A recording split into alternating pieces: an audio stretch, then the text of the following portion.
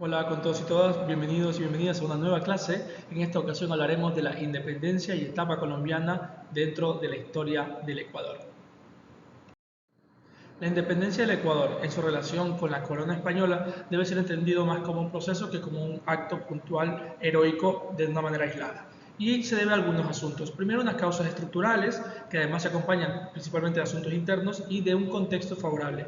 Tanto en la parte interna hablaremos, por ejemplo, de la decadencia del Imperio Español, tanto en su sistema económico, que lo veremos un poco más adelante, y también en su capacidad de control territorial. También en el contexto internacional que estaba rodeando a la corona española, entendamos primero la independencia de Estados Unidos era un hecho, lo cual tenía un montón de ideas revolucionarias que estaban recorriendo el continente entero.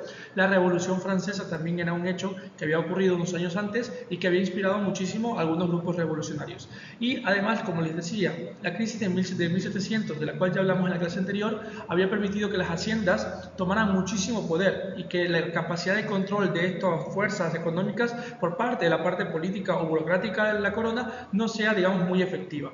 Así se consolida una metrópolis, por ejemplo en Quito, en donde la parte política o burócrata es importante, pero sobre todo unos latifundios que van a ser una fuerza económica muchas veces desligadas o con unos sentimientos o deseos de autonomía con respecto a esta burocracia.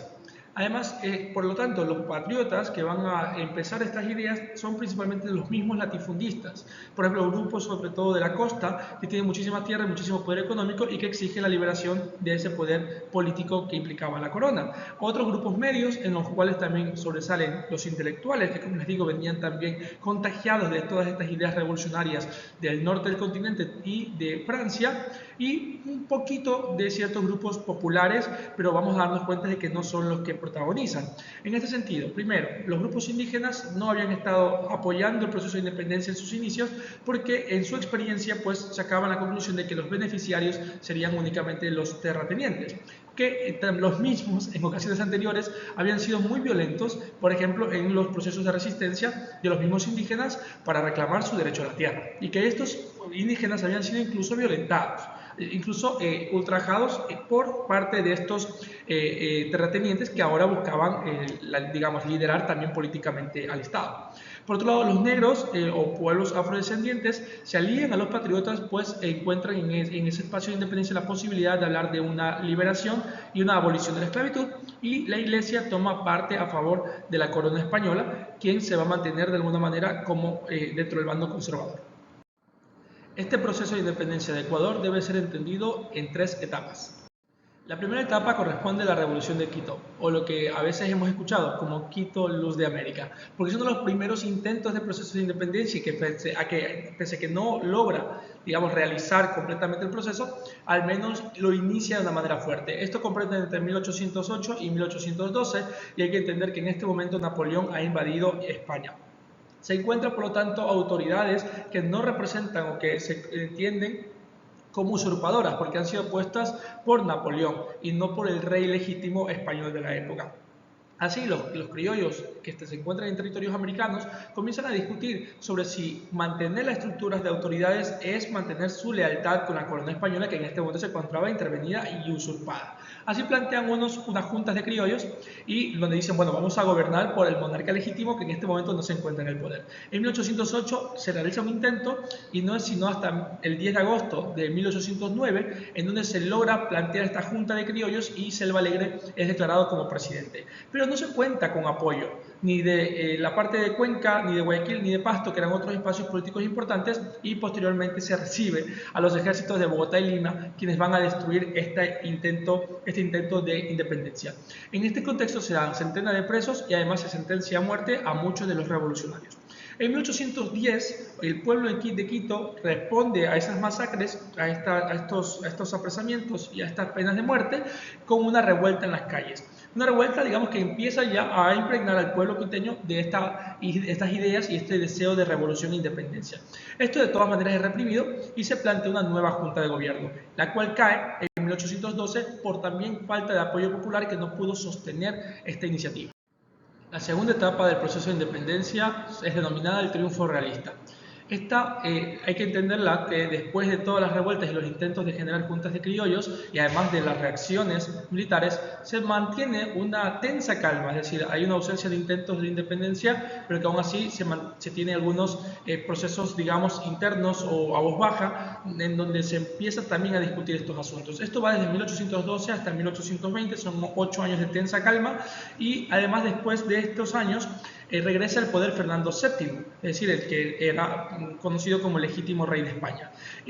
Fernando VII, al ver que se ha perdido muchísimos espacios, muchísimo control sobre las Américas y además también control en España, pues voltea un poco su estilo de gobernar hacia la autocracia, es más reaccionario, es más represivo y busca tener un control más por la fuerza. Esto no le da los resultados esperados, más bien en el caso de las colonias americanas puede hacer que se distancie aún más la corona de estos grupos que ya tenían poder económico. Este es el caso de Ecuador. Por ejemplo, en Guayaquil se prevé que, o sea, al menos se reconoce desde estas fuerzas económicas más hacendatarias, que la corona española no tiene la capacidad ni de controlar ni de cuidar a todos los espacios de la colonia. Esto puntualmente por unas irrupciones de marinos ingleses que lastiman y van afectando, digamos, las condiciones de infraestructura del puerto guayaquileño. Entonces se reconoce que no hay esos recursos para defender a Guayaquil y esto fortalece la idea de que los comerciantes tienen que ellos mismos poner la cara y comenzar a cuidar y gobernar su ciudad. Así planteamos ciudades gobernadas por comerciantes, por grupos económicos que no van a estar teniendo contacto ni reverencia con la corona española. Al mismo tiempo, por medio de que estos puertos reciben no solamente productos, comercios, sino que además reciben ideas, libros e historias del continente, llegan noticias de Bolívar, de Simón Bolívar y de San Martín, que se encuentran ya liberando los territorios de las colonias españolas. Tercera y última etapa del proceso de independencia, campaña definitiva.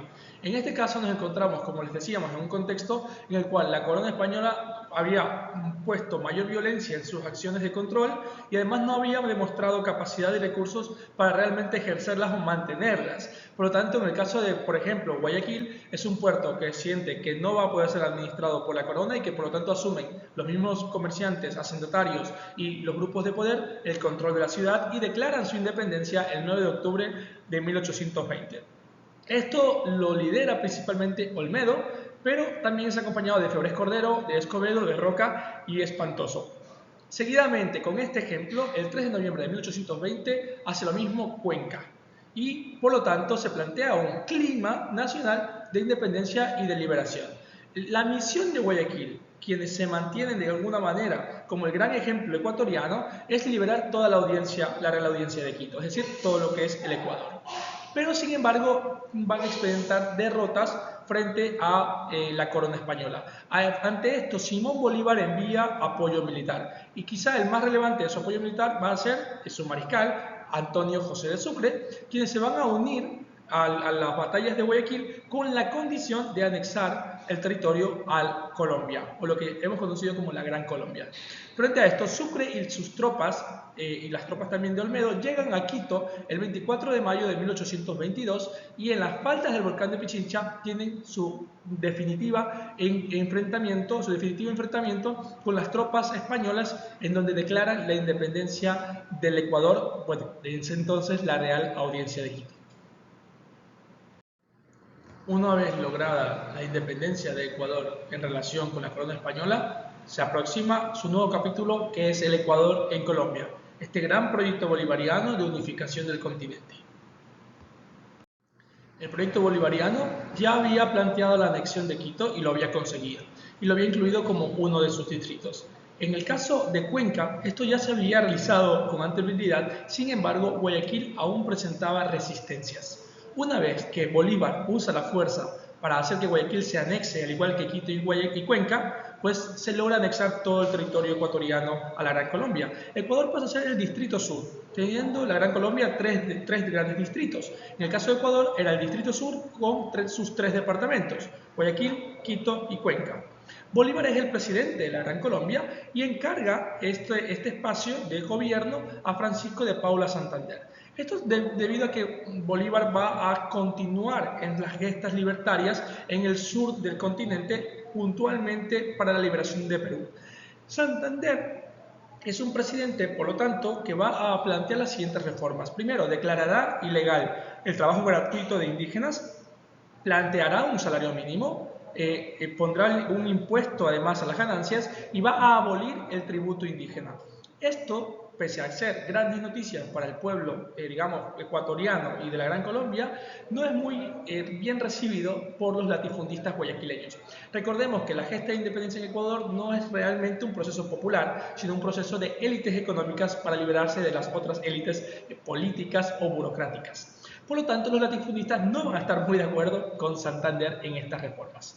Mientras tanto, Bolívar se encuentra en guerra y tratando de gobernar Perú.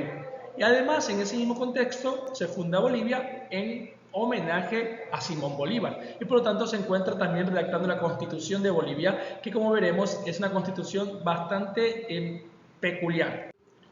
En esta constitución, Bolívar, por ejemplo, plantea un gobierno vitalicio y que además se herede. Es decir, algo muy parecido a la monarquía, pero claro, esta vez en su favor. Al mismo tiempo se encontraba planificando y visionando el Gran Congreso de Panamá, que nos permitiría unificar a más territorios dentro de una gran nación suramericana.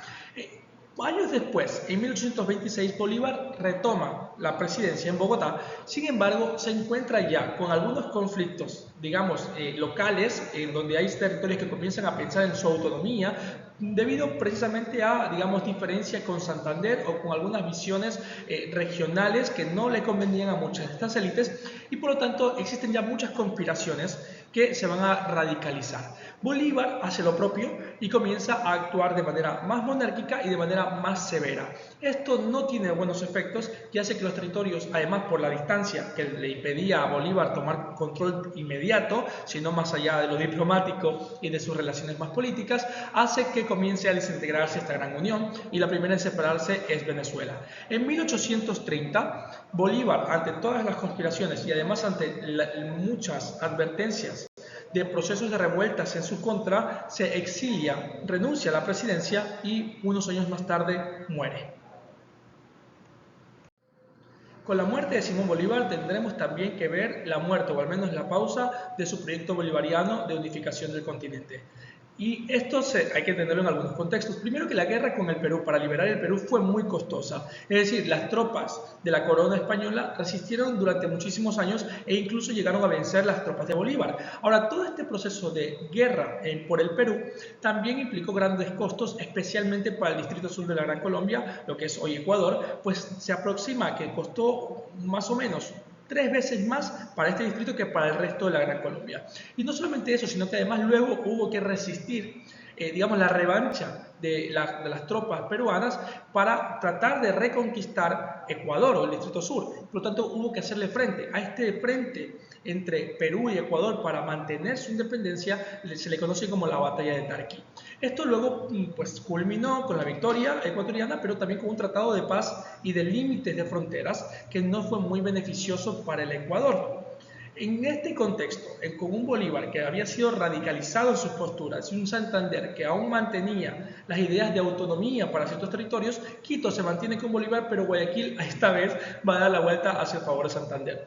Posteriormente, el comercio con Perú va a hacer que las relaciones, más allá de lo bélico, se comiencen a fortalecer y por lo tanto esto es beneficioso para las élites ecuatorianas y por lo tanto se rompe con la Gran Colombia y se mantienen relaciones comerciales con Perú. Ante esto, la disolución inevitable se podría explicar que se ha dado por intereses localistas, es decir, de las élites económicas del Ecuador, por un debilitamiento también que era intencional por parte de las grandes potencias capitalistas que buscaban no tener un gran país que les pudiera hacer frente o que pudiera defender el territorio latinoamericano, sino que pudieran ser más fáciles de manejar, más dóciles y más débiles para responder a injerencias y controles externos. Muchas gracias.